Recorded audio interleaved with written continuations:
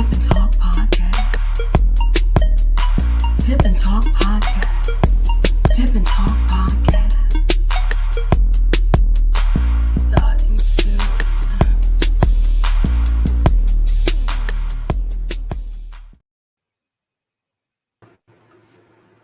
All right.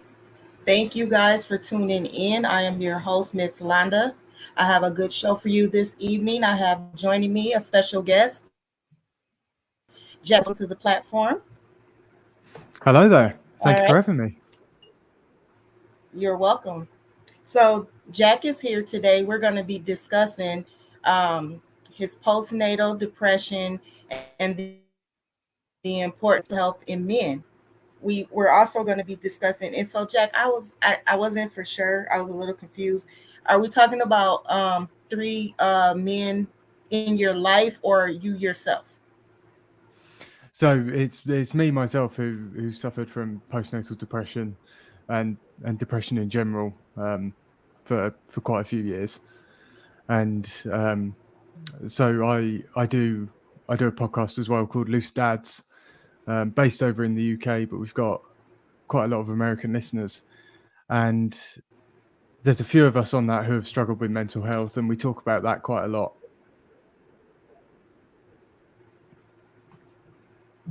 Okay. So And so you spoke of. Were you going to say something sorry, else? sorry, carry on. There's a slight delay. Okay. Yeah, I don't. Yeah, there is a slight delay. So you spoke of a father in UK, podcaster, and a mental health advocate in a culture class. Can you tell me a little more about that? So so that's me basically. So um, Okay. I I started my podcast with a few friends. We didn't know each other to start with. As I say, it's called Loose Dads, and it's in partnership with Dadsnet, which is certainly the UK's largest online community of dads.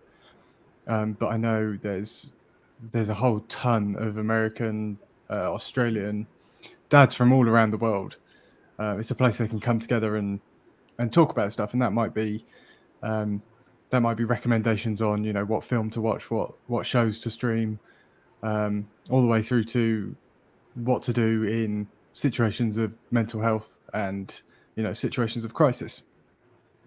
And the podcast really is is that in podcast form. So it's four dads from different walks of life.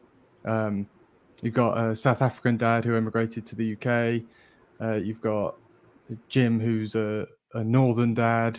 Um, you've got Sparky, who's a breakfast radio DJ, and then me. I've been a radio producer for years, um, and obviously come to it with my mental health background. So it really is a place for quite open and honest communication, and I really think that's so vital with men at the moment. Men often get told, and society makes us feel like we should push down those feelings. If we're feeling depression or anger um, or anything mental health wise, we sort of are told we should push it down and just man up. And I think that's obviously not a healthy attitude to have. And I'm here and I'm appearing on podcasts to try and continue that conversation, I guess, on a wider platform. Okay. Good to hear. Okay. And where are you actually from? So I'm in the UK. I'm in Norfolk, which is you know right in the countryside, uh, right on the Norfolk Broads. It's really lovely. Um, but yeah, so that's where I'm based. Okay. All right. Can you tell me some of your family values? Family values. Um, I think they are very different, probably from before I had kids. before I had kids. I thought I would be a very gentle and understanding parent, and I am. But now I've got two boys who are almost 3 and 4, so not a big age gap between them, and they have my argumentative streak and and their mother's argumentative streak, and I am perhaps not as gentle and understanding all the time as I would like to be. Um, but I like to raise them to be well mannered, polite, kind. Um, all the things you want your children to be. And I want them Yeah, to be empathetic and understanding uh, of people. You never know what's going on in someone else's exactly. life. You can't see behind Yes, their closed doors, and so someone might someone might talk badly to you, or you know, or be rude, and it might have nothing to do with you. It might just be that they've had a bad day or they've had some bad news. So I really want my kids to know that there are things going on in other people's lives as well, and they have to be empathetic towards that. There's a girl they know who has autism, mm-hmm. and and I'm very conscious of saying to them, she might talk differently to you. She might you might think she's being rude, but her brain works in a different way, and you've got to give her a little bit more understanding and a little bit more patience. So And so, can I ask, what was it? Something like specific that triggered your depression when you were going through depression? so I first had depression. So I'm 32 now. I had depression when I was 19. I was at university, and my dad left the family basically at that point. And it was dealing with that. He'd left my mum and my sister at home, my younger sister, and I wasn't with the family unit, so I couldn't be there to help support. So I sort of cocooned myself away, and lost myself in video games and single malt whiskey, just to try and think about anything else. And at the time, I didn't realize that was depression. Um, I thought that was just me being a 19-year-old, um, you know, try, trying to make the best of a situation that was a bit crap. But as the years went on, there was lots of things that I thought might be depression. A lot of that cocooning, a lot of avoiding social situations, a lot of really trying to lose myself, and anger, a lot of anger. Now, a lot of people don't realize that anger can be a sign of depression, Mm-hmm. but it really is. And every time I thought maybe this is depression, I snapped myself out of it, thinking, well, no, it can't be. I must just be making a fuss. I don't want to make a fuss. Um, I don't want to be dramatic. So I never went to see my doctor. I never spoke to anyone about it. I just bottled it up deep inside and tried to carry on. Um, and it was actually only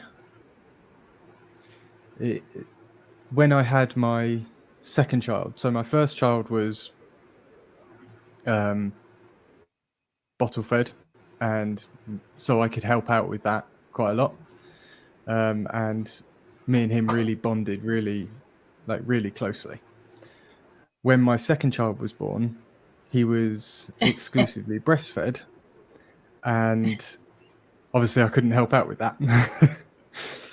um, but that ended up being what triggered me into my postnatal depression. So, I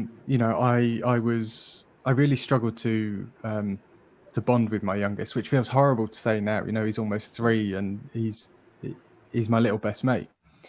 But at the time, I really struggled to bond with him, and I was just angry all the time. Why is he crying? Why can't I sort this out like I could with his brother? You know, why can't I help? I felt powerless, um, and and it was just horrible. So I became, you know, I started to cocoon again. I started to do those things, to lose myself in other things. I guess things that I could control, but I was quite vacant with my family. I didn't want to engage with anyone, you know, work, social, family, anyone. I just didn't want to engage.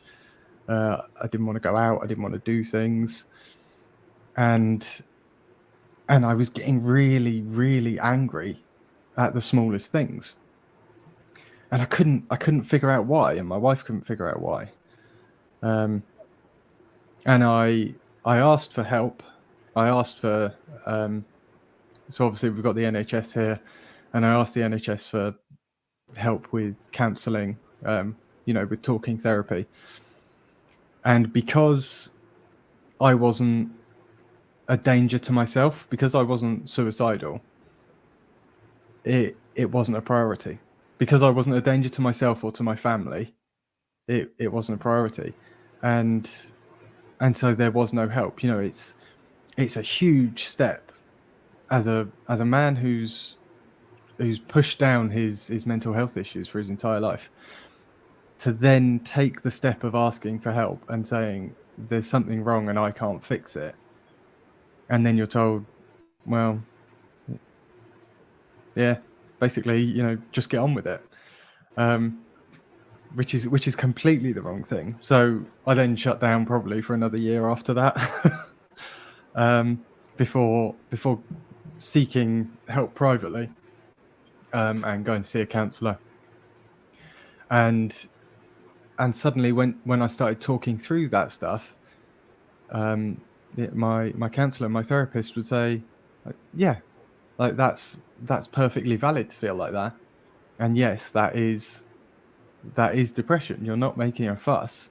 That is depression, you know, and feeling it around the birth of a second child, that is postnatal depression, and it does happen in men. And you're allowed to ask for help. And so that was that was a huge step, and then that meant I could get put on antidepressants for it, which gave me the space to deal with things mentally, you know, because I wasn't constantly fighting the fires. I wasn't constantly angry. I could actually stand back and reevaluate and take stock. So that's sort of my journey with depression, you know, summed up, up until the last couple of years, really. And then it's just been this fluid balance. I think people think with mental health, it's, you know, you're well or you're ill, and it's not like that with mental health and depression. It's a fluid relationship. You'll have peaks and troughs, and some days you'll be great and some days you'll be bad, but as long as you can get out of the bad days again, then you're on the right track. So it's postnatal depression. Is that like postpartum depression, like with women, but for men it's called postnatal? So it's the same thing. I think it might be a UK US language thing there. It's the same thing. Oh, okay. Okay. Some people call it perinatal depression. I know Britney Spears recently was talking about her perinatal depression, and that had everyone Googling what is perinatal depression. And it's the same as postpartum, prenatal, postnatal, perinatal. It's all an umbrella. Like, perinatal is an umbrella term for it, which could mean any time during pregnancy or in the first year after the birth of the child. So mine was specifically postnatal, because it was after my kid was born. But a lot of people will feel that prenatally, before the birth of their child. It could happen any time from pregnancy to within the first year or so of your child being born. Okay. Okay. All right. And you said you've been pretty good for the last 2 years. So medication, or are you not? Sorry, say that again. So you said that for the last few years you've been okay. Do you still take the medicine to control it, or do you still need to take the medicine? Oh yeah. I I still take it. It's uh, again, I think when if you think about mental illness as any other illness, you've got a sore throat, say, then you would think, well, I need to take these tablets until my throat doesn't feel sore anymore and I'm better. But with mental health, it's a chemical imbalance. So I'm on citalopram, which affects my serotonin levels, which then means so it basically balances them out. When I'm in depression, my serotonin levels have dropped, so I sort of don't have the happy chemicals in my body, and the medication helps balance those out. Now, you can get to a point where you don't need that medication anymore, but it's really important a lot of people think, if I'm on it, I want to be off it quickly.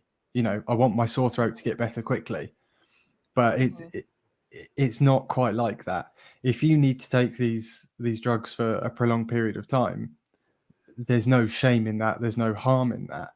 All that means is you are adjusting your chemicals, and you are keeping your chemicals balanced in your body so that you can live your life properly. So I've actually recently upped my medication, um, because I changed job, and or rather I was self-employed, and through COVID my earnings took a big dip, but my wife's went up, and suddenly the balance of who was earning what in the house changed. I went from being the sole breadwinner, you know, the man of the house, to Right. uh, to to not being that anymore, and it had a effect on my mental health, because I almost didn't know who I was anymore. You know, that role that I had built for myself, the provider, Okay. that wasn't me anymore. So who was I? And I needed to adjust my medication to give me the space to deal with that, which then led me to a new job and a feeling of satisfaction. Um, and I sit here today very happily on that increased medication, and I don't have any plans to come off it anytime soon. It's doing a wonderful job, so so I'll stick with it. Okay. Okay. And you said you do self-employment too. I was self-employed. Yeah. And what is your field of work? Ah. So I've been I started as a radio producer, and I've basically Okay. worked in and around radio for my entire career, um, doing adverts, adverts for podcasts, adverts for Spotify, Audible, Acast, all sorts of different places, and um, it's been really interesting.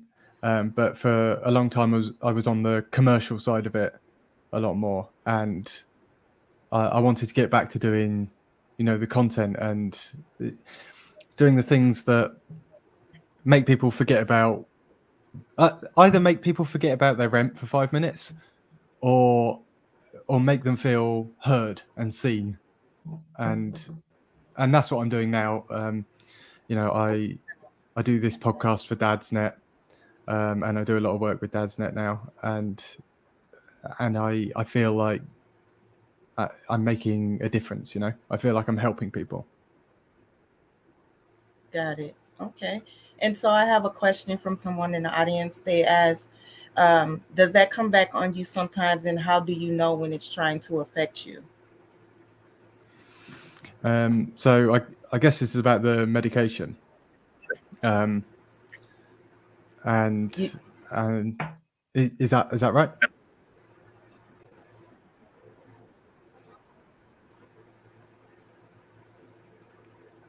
Sorry, is that about the medication? is the question about the medication? Yeah. I think she's asking like, like once you're on the medication and you're doing well, like do you like sometimes like, can it well yeah, you just kind of spoke of that saying you there was a change in job during COVID, so you kind of started feeling a little depressed, and so then you upped your medication. So basically she was asking also, how do you know like when it's going to affect you, or how do you know when it's affecting you? So, it, I spoke about the balance of it.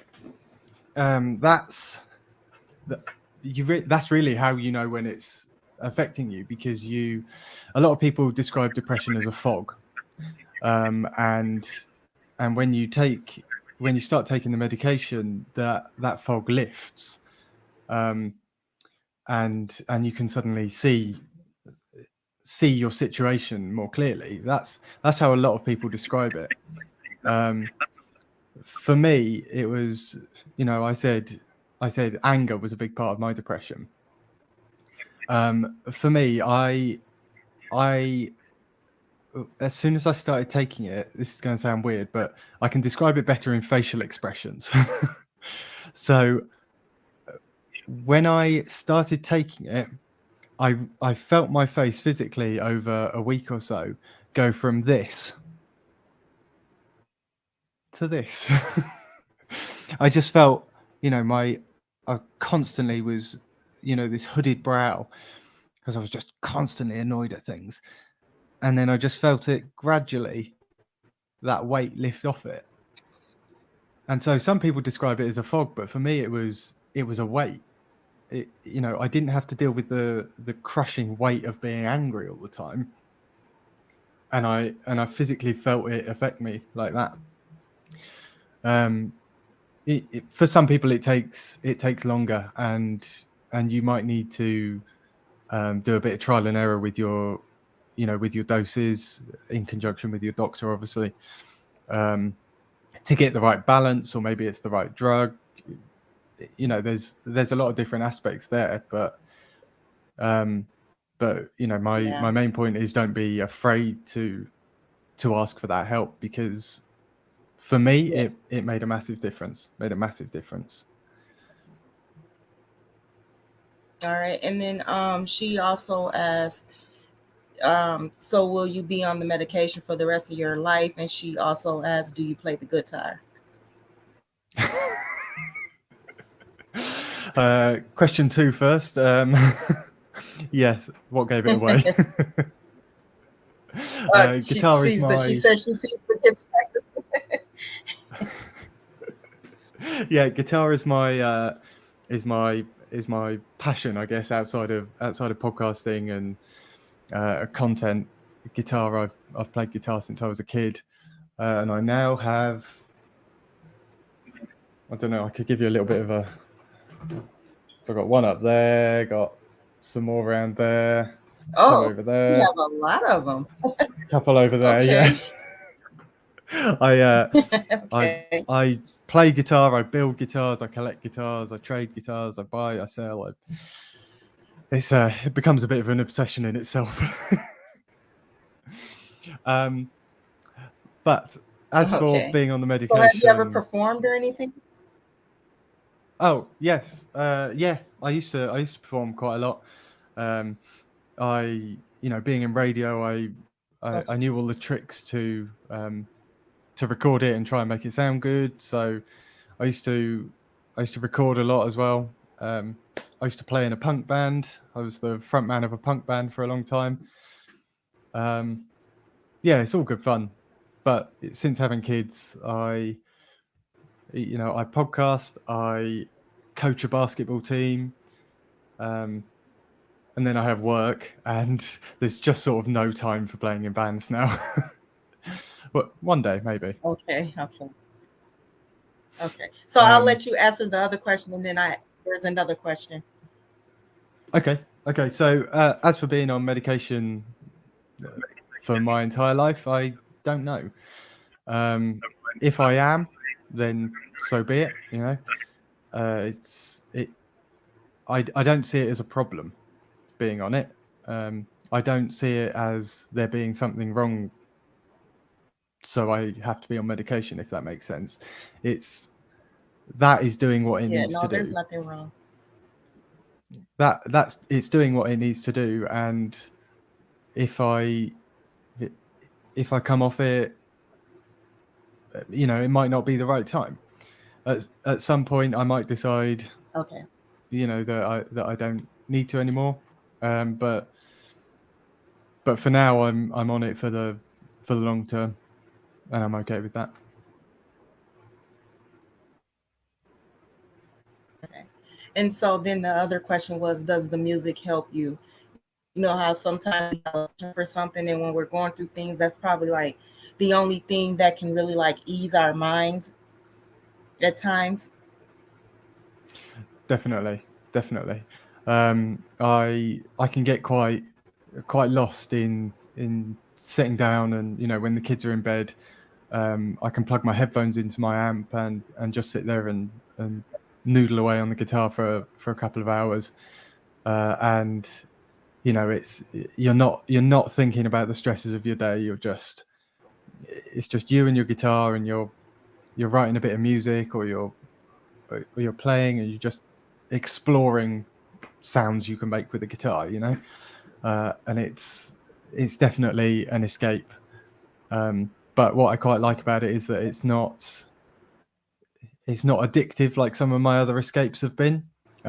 Like video games, I used to get really addicted to video games, and lost in that world, and that wasn't a healthy escape for me.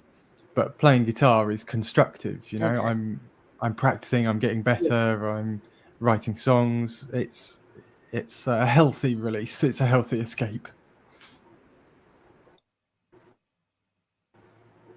Okay. Okay. All right. Do you have anything that you would like to ask me? Have you had any experience with mental health? Depression and anxiety. I still do anxiety, but I've learned to um, come up with things to help me like, for instance, like a lot of times I get frustrated when I'm trying to do something and I can't figure it out or things going. So, like for instance, with the whole podcasting thing, like when I first started out, I would have meltdowns all the time and just be like, F it, I don't want to do it anymore because something would go wrong or.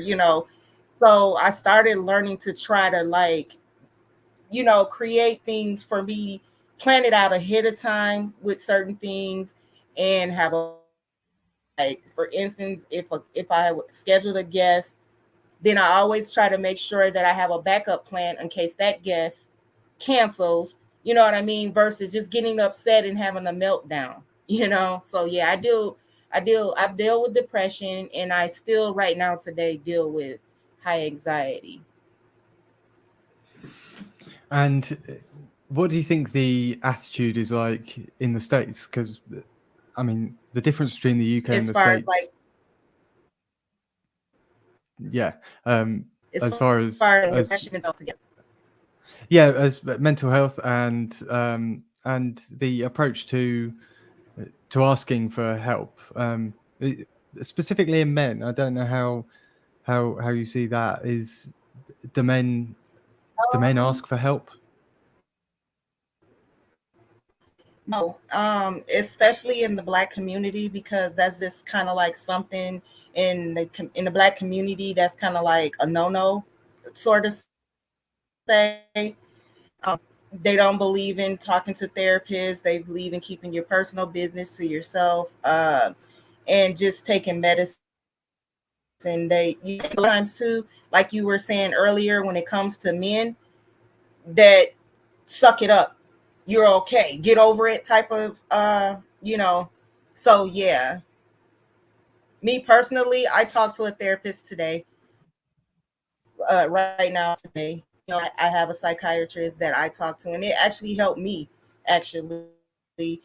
But also helps me, since I've been doing the podcast and I've had like different topics such as that, and I get to hear other people when they talk about self-reflecting and such. That also helps me too, to learn that I need to self-reflect as well. That's good. Um, I I think I said I do a lot of work with Dadsnet now, and I think it might be pertinent to just say that there's a there's a huge online community of men, going back to men's mental health, um, on there, who, and there's a closed group as well, which has thousands and thousands of members, and you can post anonymously on there. So if there's anyone watching and listening that feels like they want to ask for help but don't know where to start or don't feel like they can, um, I'd really recommend Dadsnet, looking up the closed community group and posting anonymously. You can just say, I need help, or I don't know what to do here, and there's thousands of dads who will see it and go, I've been through this exact same thing. Here's what I did. Here's what helped me. So yeah, I just wanted to get that in there, because if men aren't talking about it, then they're suffering with it. Yeah, yeah. And it doesn't help to hold it in, because then it just gets worse.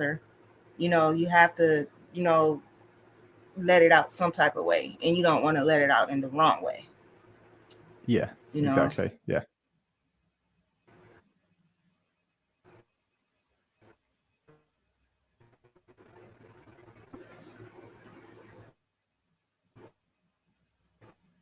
and also I have she says, get on my exercise machine, so whenever she's feeling depressed or feeling probably anxiety or something, it helps her to get on her exercise. Definitely, definitely. Exercise uh, releases endorphins, which boosts your serotonin levels. So, it's a great natural antidepressant, if you like. As I say, I coach a Yeah. basketball team, and I just absolutely love playing. Um, and I'm quite a big guy in our local league, in terms of size, and wrestling down low in the post. There's nothing better for me if I'm feeling depressed than going and fighting hard in the post. And it's yeah, it really releases those endorphins. So yeah, if you've got something like running, or an exercise machine, or going to the gym, or whatever it is, it's definitely, it's hard when you're depressed, because sometimes you just don't want to. But I really would say that's one of the best ways to get those natural serotonin levels up. Yeah. So do you teach the children how to play music? And then another person asks, do you meditate? So my children have really, so they love singing, um, absolutely love singing, and my youngest is quite good at the drums, actually. As good as a 3-year-old can be at banging a drum. Um, and my 4-year-old, I think he's got some musical talent there. Definitely singing, so like his dad.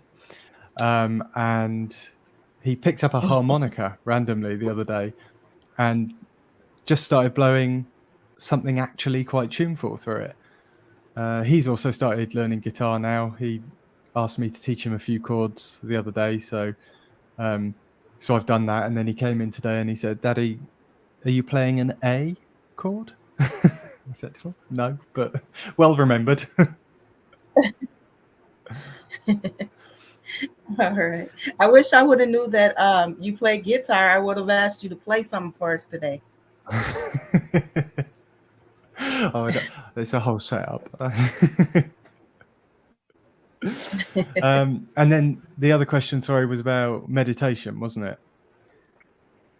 Is that right? Meditating. Yes. Do you meditate? Yes. Um, so I think for me, playing guitar is sort of my meditation.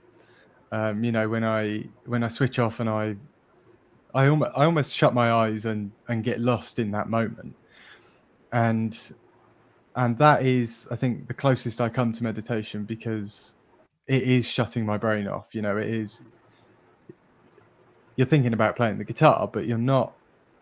You really have just escaped to a different plane almost. Um, I've tried meditation apps and stuff like that. Um, guided meditation, but I'm quite a fidgety person, so I can't do the staying still for too long. I'm always I've got an itch here. You probably noticed, I'm always bouncing Yeah. around, got itches or whatever it is. It drives my wife crazy when we're trying to go to sleep at night, and I'm always flicking my leg around, or so I do my own style of meditation, if you like.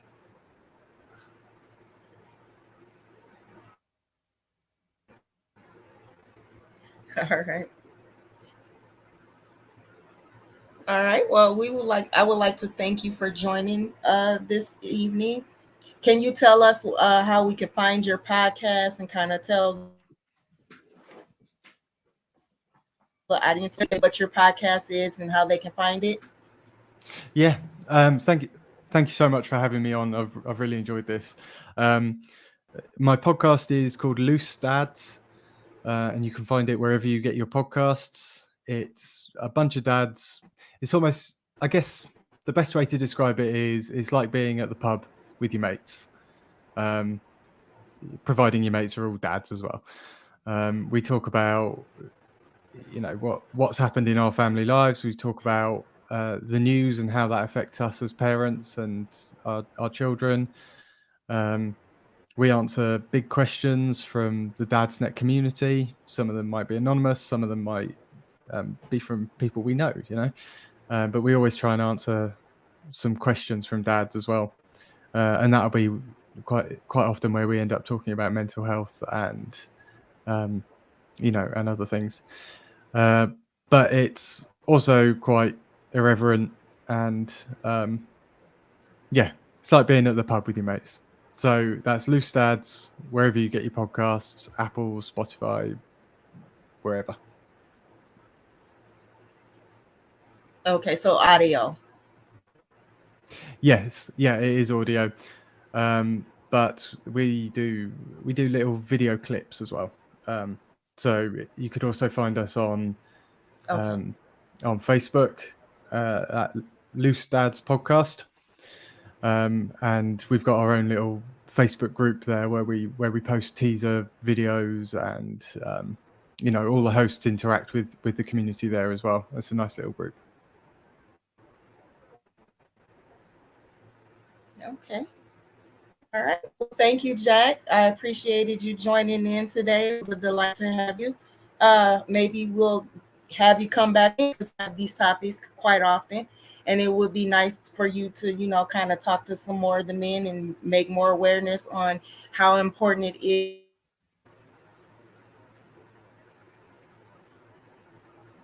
to have a mental health That'd be great. I'd love that. Thank you so much for having me on, Ms.Londa. You're welcome. You have a good evening. You too. Cheers.